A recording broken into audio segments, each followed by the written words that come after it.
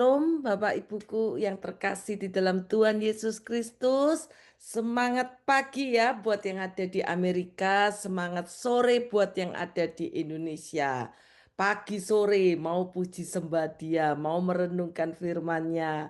Haleluya ya, Tuhan Yesus sungguh baik dan sangat-sangat baik.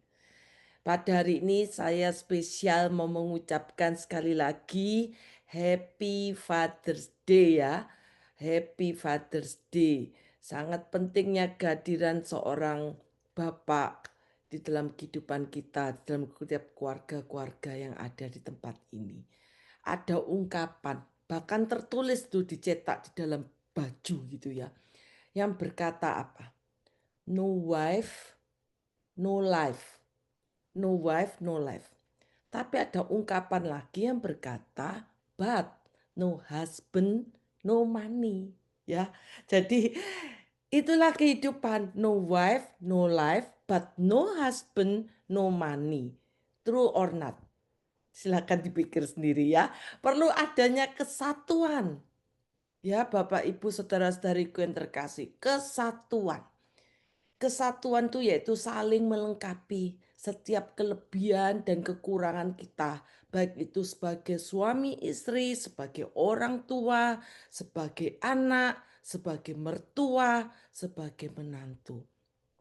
Maka seperti janji firman Tuhan dikatakan, kalau ada kesatuan apa Bapak Ibu Saudara-saudari, berkat itu mengalir, tercurah dalam setiap kehidupan kita. Kita akan menerima janji-janjinya, berkat-berkatnya, karena ada kesatuan. Kesatuan itu kita menghindari pertikaian, menghindari segala hal yang tidak baik dalam kehidupan ini, tetapi kita mengundang damai sejahtera.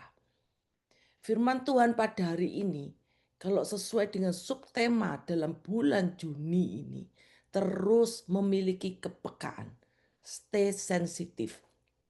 Di mana sepanjang tahun 2025, visi Tuhan siap menghadapi masa depan, future foresight, di mana melewati hambanya Pastor Lukas Kusuma sebagai senior gembala BMC.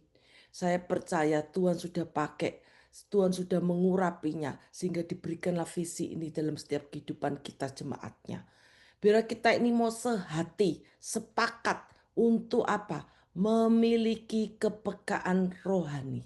Firman Tuhan pada hari ini memiliki kepekaan rohani. Artinya apa? Biarlah dalam menjalani kehidupan ini kita tuh mau sungguh-sungguh. Katakan bersama saya, sungguh-sungguh membangun suatu kehidupan yang peka dengan kebenaran. Penting sekali untuk kita fokus peka akan kebenaran ini. Karena dengan kita peka akan kebenaran, mengerti kebenaran ini, maka kita akan membentuk suatu kehidupan kita ini loh menjadi manusia roh yang sehat. Sehat. Jadi jiwa jasmani kita, tubuh kita itu kuat, sehat. Roh jiwa kita ini sehat dan kuat ya. Di tengah perubahan hidup ini. Kalau kita ngelihat keadaan dunia ini bukan semakin baik. Berita yang tidak baik itu banyak kalau kita dengar di sosial media dan sebagainya. Banyak demo yang akhirnya juga menjadi suatu kerusuhan dan sebagainya. Dunia tidak semakin baik. Banyak gejala-gejala alam dan sebagainya, fenomena alam dan sebagainya. Yang akhirnya membuat kita nih sebagai manusia khawatir, dipenuhi kekhawatiran, dipenuhi ketakutan. Perubahan hidup ini banyak terjadi, tetapi janji Tuhan yang kita pegang bahwa kita siap menghadapi masa depan. Untuk bagaimana untuk kita benar-benar siap menghadapi masa depan, milikilah kepekaan rohani. Amin. Untuk kita sungguh-sungguh hidup dalam kebenarannya. Mari kita buka firman Tuhan di dalam Mazmur 1. Mazmur 1 ya, Mazmur 1 ayat 1 sampai 3 dan ayat 6. Mazmur 1 dikatakan jalan orang benar dan jalan orang fasik.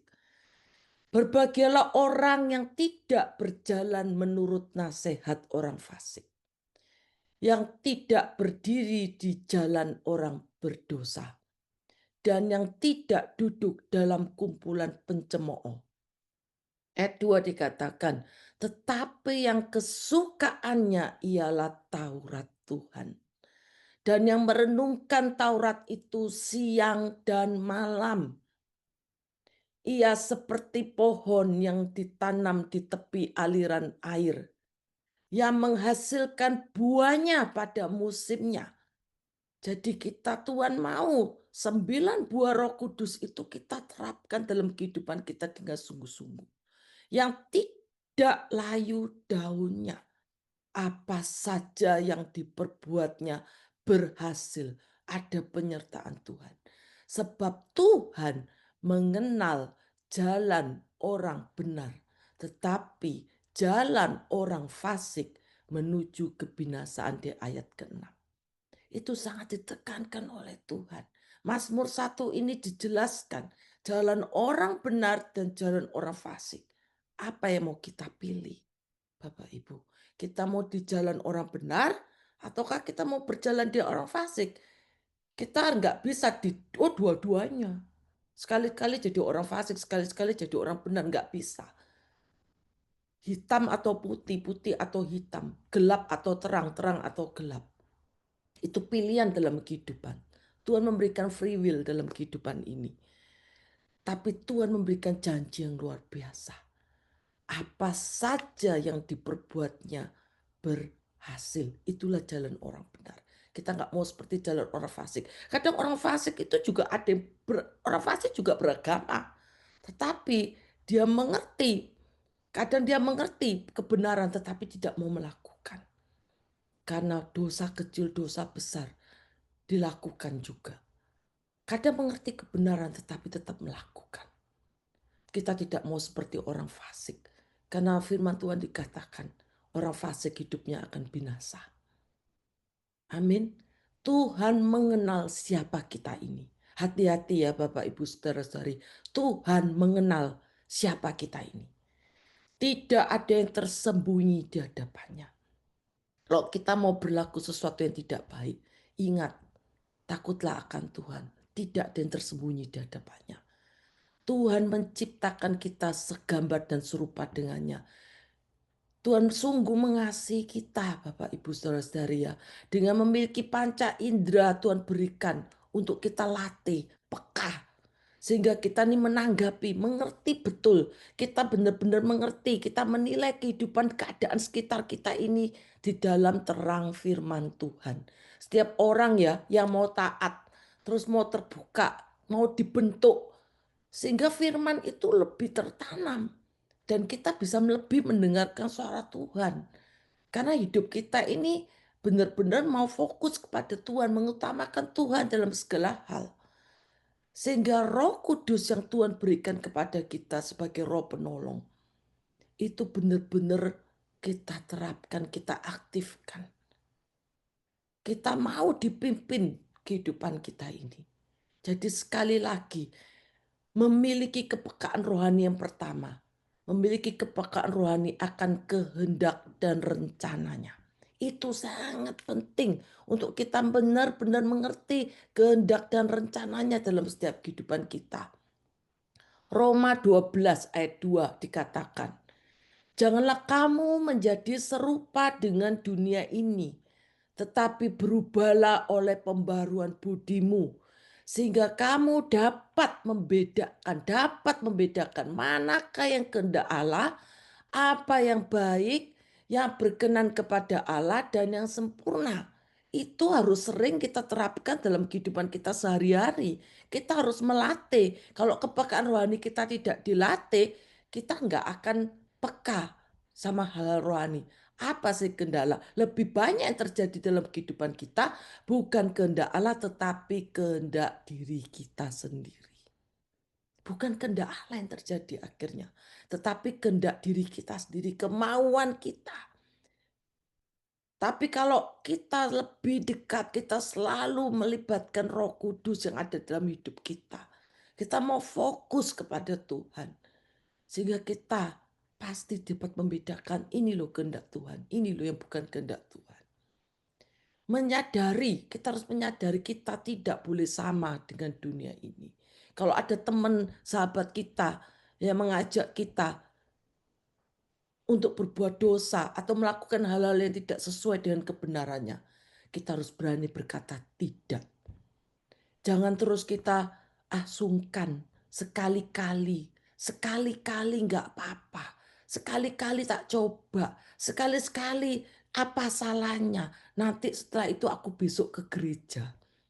Sekali-kali kadang-kadang masa kita ini eh, nggak nggak tren, nggak ngikutin tren seperti begitu. Sekali-kali itulah manusia sering dikatakan, sering berasumsi, sering berpikir yang nggak baik. Sehingga akhirnya apa? Sehingga kehendak Tuhan tidak terjadi dalam hidupnya. Tidak menyadari pentingnya kita mengerti kehendak dan rencananya. Paulus ini menekankan bahwa kita harus diubah dalam cara pikir kita, mau diperbaiki, kita mau hidup sesuai kehendaknya. Hati-hati ya Bapak Ibu Saudara-saudari, dalam kehidupan ini ada 3 suara yang sering kita dengar, ya. Yang pertama, suara yang berasal dari Tuhan. Percaya atau tidak, suara yang berasal dari Tuhan itu bisa kita dengar Bapak Ibu Saudari. Suara yang berasal dari Tuhan itu bagaimana sih? Yang pertama, itu melalui firman-Nya. Dari dalam hati kita dapat dengar, kita memiliki karunia. Melalui firman-Nya itu Tuhan berbicara kepada kita. Karena firman Allah itu adalah Allah sendiri. Juga bisa melewati malaikat. Seperti yang dikatakan dalam perjanjian lama dan perjanjian baru. Melewati hambanya. Tuhan bisa pakai melewati hambanya. Bisa melewati mimpi atau penglihatan. Bisa melewati fenomena alam dan sekitarnya. Kadang manusia diingatkan bahwa inilah kebesaran Tuhan, inilah kuasa Tuhan. Bisa melewati media sosial. Masalah kehidupannya, bagaimana kita dalam menghadapi kehidupan ini, kita mau memiliki pengalaman bersamanya. Sehingga janji-janji firman-Nya, mujizatnya dapat kita terima. Kita juga bisa mendengar suara dari diri kita sendiri dan orang lain. Dari pikiran terus direnung-renungkan. Itulah pikiran-pikiran kita. Kalau pikirannya positif mendatangkan kebaikan. Kalau pikiran kita negatif bukan mendatangkan kebaikan, mendatangkan ketidakbaikan. Perlu nasihat kita dari orang lain, tetapi yang membangun dan menguatkan iman kita. Jadi bisa kita dengar yang pertama suara dari Tuhan untuk kita peka. Yang kedua suara dari diri kita sendiri dan orang lain, tetapi ada syaratnya. Apa sesuai dengan kebenaran firman-Nya? Apakah sesuai? Yang ketiga suara yang sering kita dengarkan. Ini suara yang menjatuhkan. Yaitu suara dari iblis. Dia bertentangan dengan firman-Nya. Selalu negatif. Tuh, iblis bisa pakai banyak cara untuk menjatuhkan, menghancurkan. Karena itulah visi iblis. Menjatuhkan, menghancurkan, membinasakan. Karena firman Tuhan dikatakan di dalam 1 Petrus 5 ayat 8. Sadarlah dan berjaga-jagalah. Lawanmu si iblis. Bukan suamimu, bukan istrimu, bukan mertuamu, bukan menantu, bukan anak, bukan teman, bukan sahabatmu. Tetapi lawanmu si iblis. Yang berjalan keliling sama seperti singa yang mengaum-ngaum. Dan mencari orang yang dapat ditelannya. Itulah si iblis. Seperti itu diumpamakan. Ya, jadi kita harus berjaga-jaga. Lawan kita si iblis. Mari kita mau intim dengan Tuhan. Peka untuk mendengar suaranya. Mengerti akan kehendak dan rencananya. Bukan suara iblis. Ya, harus kita buang jauh-jauh segala hal yang negatif yang tidak sesuai dengan kebenaran firman-Nya yang bertentangan. Perhatikan cara hidup kita. Kita harus belajar akan kehendak dan rencananya supaya kehidupan kita ini Tuhan dapatkan, kita hidup benar di hadapannya. Amin. Yang kedua, biarlah kita memiliki kepekaan rohani dengan memegang prinsip akan firman-Nya. Perlunya kita pegang prinsip untuk akan firman-Nya. Karena firman Tuhan itu adalah Allah sendiri. yang menjadi GPS-nya kita, Bapak Ibu Saudara-saudari ya, yang menjadi tolak ukur dalam kehidupan kita. Kita mau sungguh-sungguh, mau taat, berespon benar terhadap masalah-masalah yang kita hadapi. John Newton yang pernah lahir di London, di mana dia menciptakan lagu begitu indah, Amazing Grace. Saya percaya kita semua sudah pernah mendengar lagu Amazing Grace kan? Bahwa dia kehidupannya sangat penuh dengan dosa, keterlibatan dari perdagangan, perbudakan, dan sebagainya. Tetapi pada saat waktu yang tepat, oleh karena anugerahnya dia boleh menerima keselamatan. Saat dia di tengah kapal, saat dia menjadi kapten kapal, dia menghadapi situasi yang sangat panik, yaitu sangat panik di mana terjadi badai yang besar. Tetapi saat itu dia teringat kepada Tuhan. Manusia sering diingatkan dalam keadaan baru berteriak, ya. Pada saat itu dia berdoa, Tuhan selamatkan aku. Tuhan mendengar. Akhirnya diselamatkanlah John Newton. Dan John Newton bertobat. Luar biasanya dia mengambil keputusan yang luar biasa. Dia bertobat, dia meninggalkan kehidupan yang lama. Bahkan dia mau ikut dalam keadilan untuk memberantas segala bentuk-bentuk perbudakan. Dan dia menjadi hamba Tuhan seumur hidupnya. Luar biasa. Menerima Tuhan Yesus sebagai juru selamat dan bertindak mau mengasihi Tuhan. Sehingga saya percaya hidupnya dipulihkan, hidupnya menjadi berkat. Ya, mau jadi terang. Mana kita tidak bisa, kita harus suam-suam kuku Bapak Ibu Saudari. Kita harus menjadi terang Tuhan ya. Mazmur 119 ayat 105 dikatakan, firman-Mu itu pelita bagi kakiku dan terang bagi jalanku. Contohnya lagi Daud. Daud itu orang yang memiliki kepekaan rohani. Kenapa? Karena dalam segala hal dia selalu melibatkan Tuhan, minta petunjuk Tuhan. Dalam mengambil keputusan apapun minta apa sih Tuhan, kehendak Tuhan, apa sih Tuhan, rencana Tuhan dalam kehidupanku. Kita harus sering berkata, bertanya kepada Tuhan. Sehingga saya percaya keputusan kita nggak salah.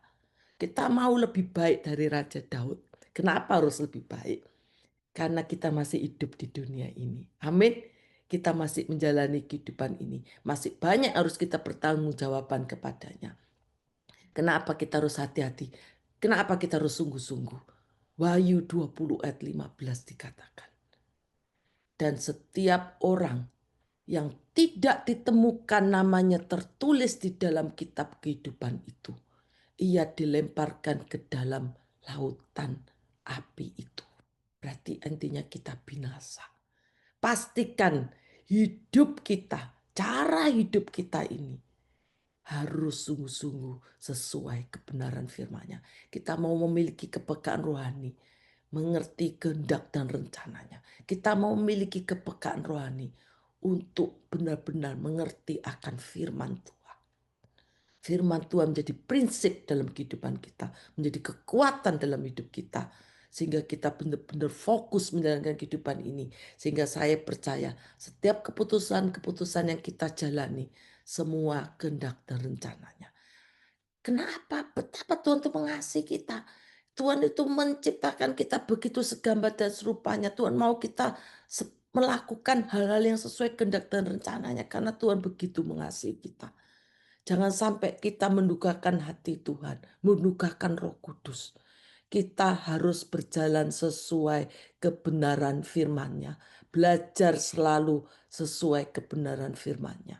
Kita mau terbuka, kalau kita ditegur, kita mau terbuka, kita mau menerima firman Tuhan.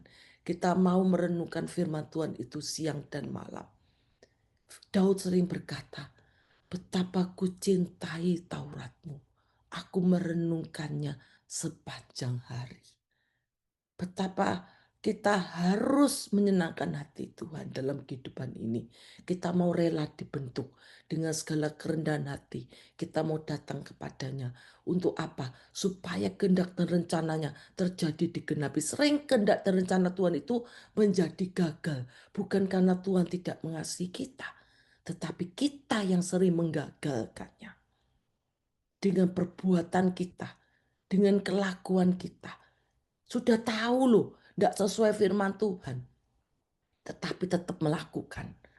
Karena memang dosa itu enak. Tapi jangan lupa, ada Tuhan yang tidak tertidur.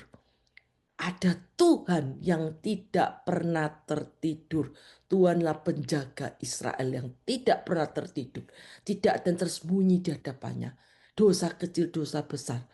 Mari kita jauhkan. Tidak kompromi terhadap dosa apapun. Supaya apa? Kehendak rencananya terjadi dalam kehidupan kita. Amin. Sekali lagi, milikilah kepekaan rohani, mengerti kehendak dan rencananya. Milikilah kepekaan rohani, pegang prinsip kebenaran firman Tuhan. Amin, amin, amin. Mari kita berdoa bersama-sama. Terima kasih Tuhan, kami mau sungguh-sungguh hidup dalam memiliki kepekaan rohani. Kami tidak mau bermain-main Tuhan. Kami mau memastikan dalam hidup ini untuk nama kami tercatat dalam kitab kehidupan. Kami mau sungguh-sungguh peka Tuhan akan kehendak dan rencanamu. Kami mau sungguh-sungguh peka Tuhan akan prinsip daripada firman-Mu. Engkaulah Tuhan dan Raja dalam kehidupan kami. Ya Roh Kudus, terima kasih Tuhan. Pimpin jalan hidup kami, pegang kami, jangan pernah lepaskan kami. Terima kasih Tuhan untuk firman-Mu. Biar firman-Mu ini boleh berbicara, menguatkan buat kami semua. Hanya di dalam nama Tuhan Yesus kami bersyukur dan berdoa. Haleluya. Amin.